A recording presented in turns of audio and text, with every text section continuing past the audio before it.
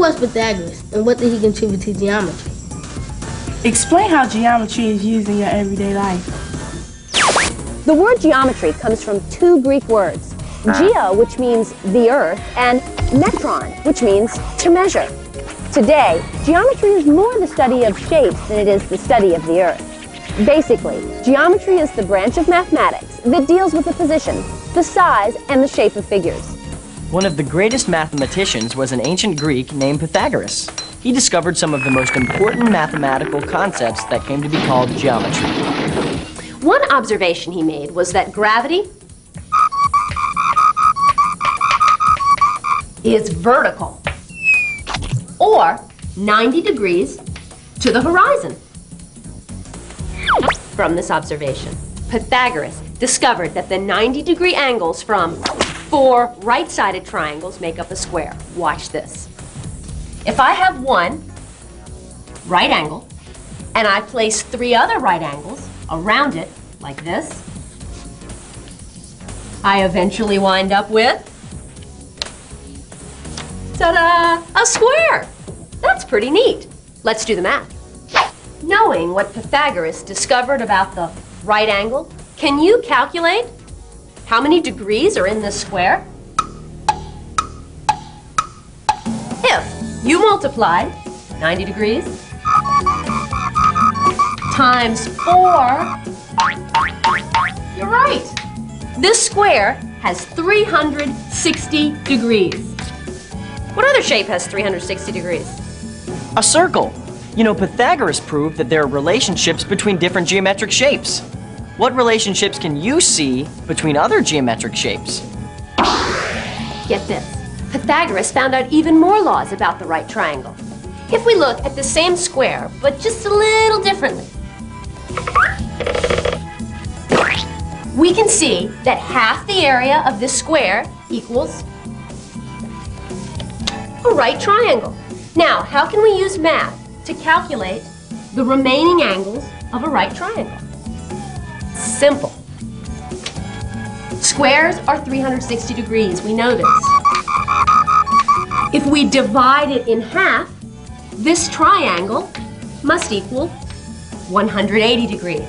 Now, we know this is a right triangle. This equals 90 degrees. If we subtract that from 180, we get 90 degrees. These two angles must add up to 90 degrees. This is true for every right triangle. It's true for this right triangle. It's true for this right triangle. And it's even true for right triangles that look like this.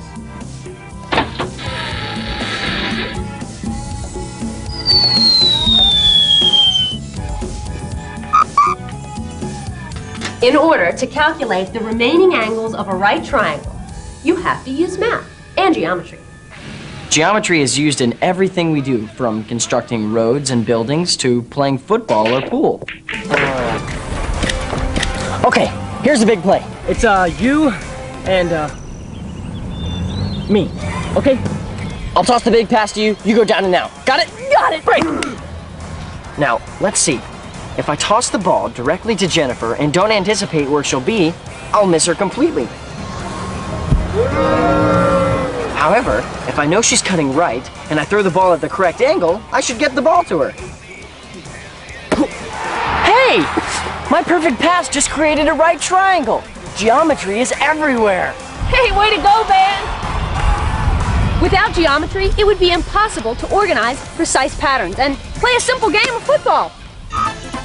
My friend Lynn Chappell is an 8th grade math teacher at Huntington Middle School in Newport News, Virginia.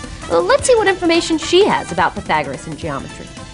The most important discovery that Pythagoras made was the relationship between the longest side of a right triangle and the two shorter sides.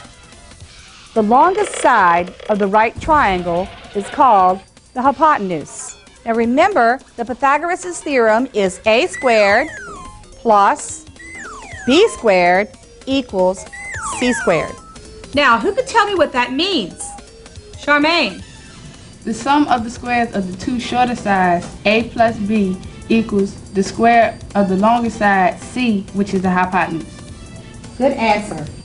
Now we're going to mark the right triangle that we have on this paper, and the shorter sides, also called the legs, are a, and B. And the longest side is C. And remember, we call that the hypotenuse. Now what Pythagoras did was draw a square on the side of A. And remember that a square is a number times itself, A times A. And he drew a square on the side of B, B times B, and he drew a square on the side of C, C times C. But what we're going to do is we're going to cut A squared off of the side, and then we're going to cut B squared and make them fit into C squared to prove that Pythagoras was right. First, take your straight edge, and we're going to draw some parts of B so that we can cut it and it will fit. Coming along the side of C, come straight down through B squared till you touch the edge. Now connect the lower corner of B to the bottom edge of A squared. This will form a perpendicular line. Now take your scissors and cut out A squared in one piece and B squared in the pieces that you've cut it into. And then we'll fit it all onto C squared to prove that Pythagoras was right. Well, have all of you fit your pieces together? Yes. Then I guess Pythagoras was right. And you know, Pythagoras also believed or postulated that the shortest distance between 2 points is a straight line. Well, how come if you throw a ball from point A to point B, then it curves or arcs? Well, Van, that's rather very simple. Ever heard of something called gravity? Yeah, I heard of gravity! In 1600, Johannes Kepler, a famous astronomer, proved that the planets orbited the sun in an ellipse. That's another geometric shape. If you take a circle and squash it a bit, you get an ellipse. Like our football example, if we want to navigate from Earth to Mars, we have to take into account where Mars will be within its elliptical orbit. What information did scientists first discover about Mars? Humans have known of Mars since before recorded history. In 1609, a man by the name of Galileo first viewed Mars through his newly invented telescope. Although his telescope was no better than a modern toy, it revealed enough to prove that Mars was a large sphere, a world shaped like the Earth. Could this other world be inhabited? Besides using the telescope, how else did scientists collect information on Mars? Let me tell you, NASA's Mariner 4 was the first spacecraft to take close-up pictures of the red planet. As it flew past Mars in 1965, it showed a heavily cratered surface. 6 years later, in 1971, Mariner 9 arrived at Mars and became the first artificial object ever to orbit another planet. Mariner 9 saw the Valles Marineris, a canyon that stretches 4,500 kilometers, or 2,800 miles, across the face of Mars. It is so long that, if it were on Earth, it would stretch all the way from Los Angeles, California to New York, New York. All these discoveries by Mariner were seen from above the surface of Mars. What we really needed was a view from the Martian surface.